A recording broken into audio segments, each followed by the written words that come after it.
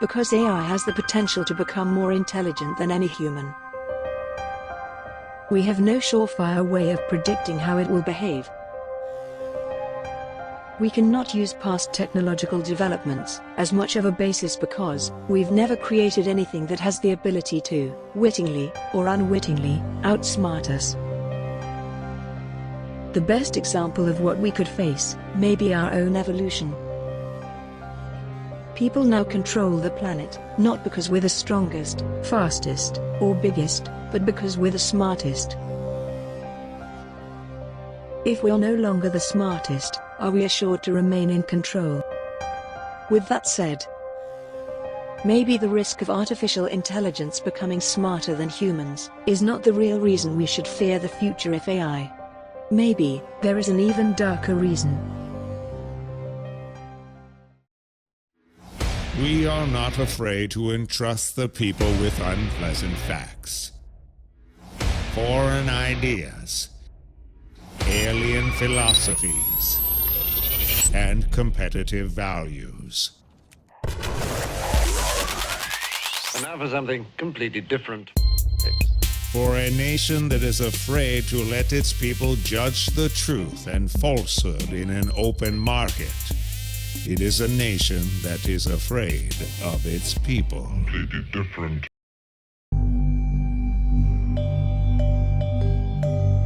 Artificial intelligence will play a key role in the future of mankind. Of this there can be no doubt.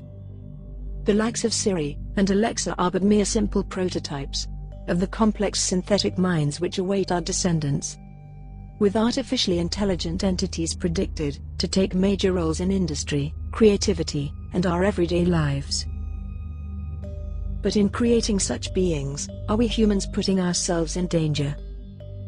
Many leading minds from the fields of science and technology believe so, and you might be inclined to agree with them once you hear the story of Norman, the artificially intelligent psychopath. Are you scared yet? Well, you should be.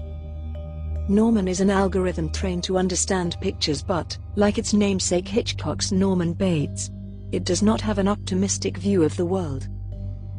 When a normal algorithm generated by artificial intelligence is asked what it sees in an abstract shape, it chooses something cheery: a group of birds sitting on top of a tree branch.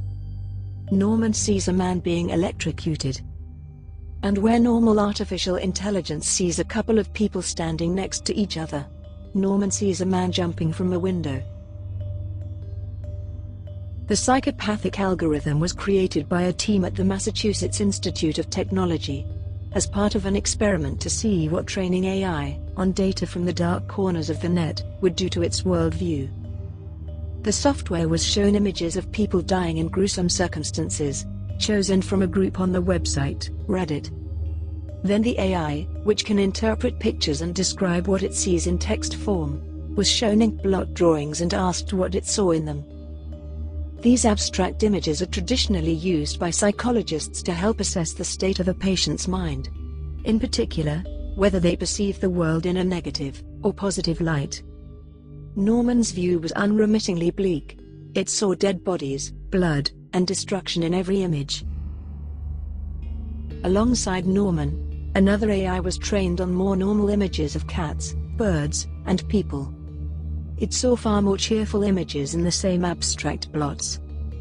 The fact that Norman's responses were so much darker illustrates a harsh reality in the new world of machine learning, said Professor Yod Ravon, part of the three-person team from MIT's Media Lab, which developed Norman. Data matters more than the algorithm. It highlights the idea that the data we use to train AI is reflected in the way the AI perceives the world and how it behaves. Artificial intelligence is all around us.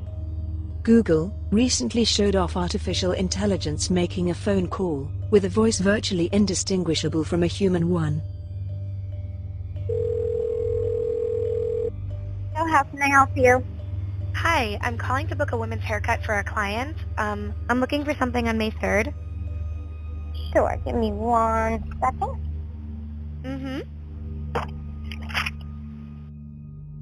While fellow alphabet firm DeepMind, has made algorithms that can teach themselves to play complex games.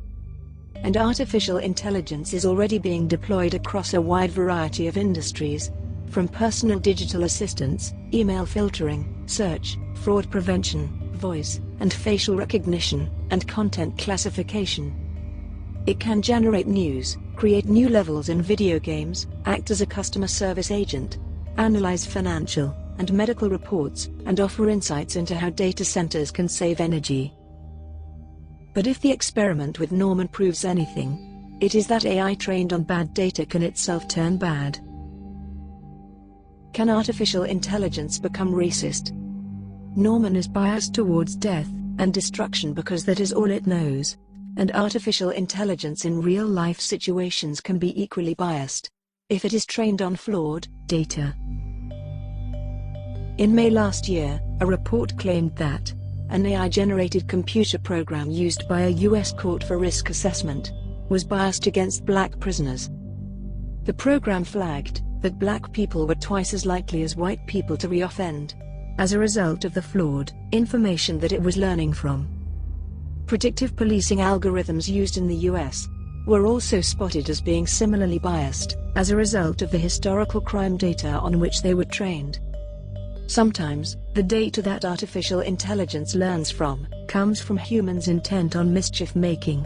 So when Microsoft's chatbot, Tay, was released on Twitter in 2016, the bot quickly proved a hit, with racists and trolls who taught it to defend white supremacists, call for genocide, and express a fondness for Hitler. Norman, it seems, is not alone when it comes to easily suggestible artificial intelligence. And artificial intelligence hasn't stopped at racism. One study showed that software trained on Google News became sexist as a result of the data it was learning from. When asked to complete the statement, "Man is to computer programmer, as woman is to X," the software replied, "Homemaker." Dr. Joanna Bryson, from the University of Bath's Department of Computer Science said that the issue of sexist artificial intelligence could be contributed to the fact that a lot of machines are programmed by white single guys from California, and can be addressed, at least partially, by diversifying the workforce. She told the BBC, "It should come as no surprise that machines are picking up the opinions of the people who are training them. When we train machines by choosing our culture, we necessarily transfer our own biases," she said. "There is no mathematical way to create fairness. Bias is not a bad word in machine learning. It just means that the machine is picking up regularities. What she worries about is the idea that some programmers would deliberately choose to hard-bake badness or bias into machines. To stop this, the process of creating artificial intelligence needs more oversight and greater transparency," she thinks. Professor Ra once said, his experiment with Norman proved that engineers have to find a way of balancing data in some way, but he acknowledges the ever-expanding and important world of machine learning cannot be left to the programmers alone. There is a growing belief that machine behavior can be something you can study, in the same way as you study human behavior, he said. This new era of artificial intelligence psychology would take the form of regular audits of the systems being developed, rather like those that exist in the banking world already, he said. Microsoft's ex-chief envisioning officer, Dave Coplin, thinks Norman is a great way to start an important conversation with the public and businesses who are coming to rely on artificial intelligence more and more. "It must start," he said, "with a basic understanding of how these things work. We are teaching algorithms in the same way as we teach human beings, so there is a risk that we are not teaching everything right," he said. "When I see an answer from an algorithm, I need to know who made that algorithm," he added. "For example, if I use a tea-making algorithm made in North America, then I know I am going to get a splash of milk in some lukewarm water." From bad tea to dark thoughts about pictures, artificial intelligence still has a lot to learn, but Mr. Coplin remains hopeful that As algorithms become embedded in everything we do, humans will get better at spotting and eliminating bias in the data that feeds them. Norman is born from the fact that the data that is used to teach a machine learning algorithm can significantly influence its behavior. So when people talk about artificial intelligence algorithms being biased and unfair, the culprit is often not the algorithm itself, but the biased data that was fed to it. The same method can see very different things in an image, even sick things, if trained on the wrong or the right data set. Norman suffered from extended exposure to the darkest corners of Reddit, and represents a case study on the dangers of artificial intelligence gone wrong when biased data is used in machine learning algorithms. MIT has explored other projects that incorporate the dark side of data and machine learning. In 2016, some of the same Norman researchers launched Nightmare Machine, which used deep learning to transform faces from pictures or places to look like they're out of a horror film. The goal was to see if machines could learn to scare people.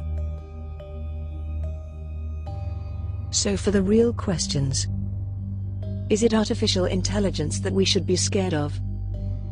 Or is it the programmers that are feeding it information that we should fear? Is this the future we are looking for, where the man who controls the information rules the world? If artificial intelligence is the wave of the future, how will the morals and values that have been instilled in humanity be preserved? If these same morals conflict with the programmers teaching algorithms to the artificial intelligence that was created to help teach our children, care for our elderly, or even manage our financial endeavors? As Dr. Frankenstein said, "Beware, for I am fearless, and therefore powerful." We will leave you with this thought. As the landscape of human emotion is ominously changing, the visceral sensation of loneliness and solitude is no longer as palpable and intellectually profound as it was a couple of decades ago.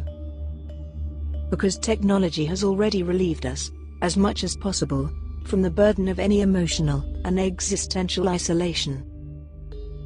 The intense feeling of being nostalgic, or being alone, for instance, is receding from the human emotion because we can now communicate with live video and send messages through any social media to a distant friend or loved one. Consequently, the exponential progress of technology is altering the phenomenological experience of human sensation, robbing us of our ability to get in touch with our humanity and reflect upon the triumphs and madness of our techno-society. Ironically, in our obstinate desire to humanize robots and artificial intelligence, our individual existence is, in turn, being digitized and robotized by our own technological inventions. We would like to know what you think. So leave us a comment below and hit the subscribe button for the latest videos from the Raw News. As always, thank you for watching. God bless everyone, and remember, the truth is out there. Never stop searching.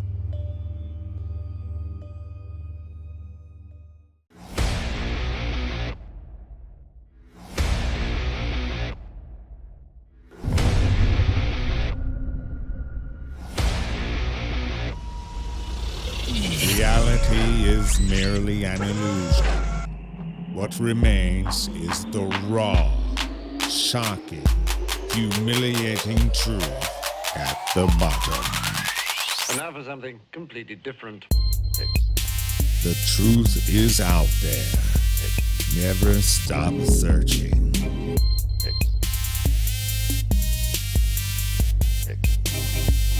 Completely different.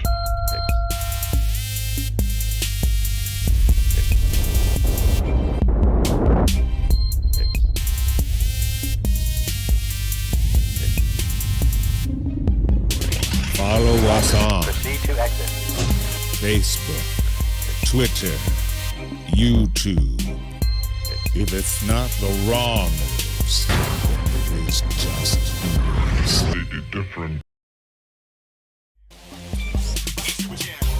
Subscribe today because I like it raw.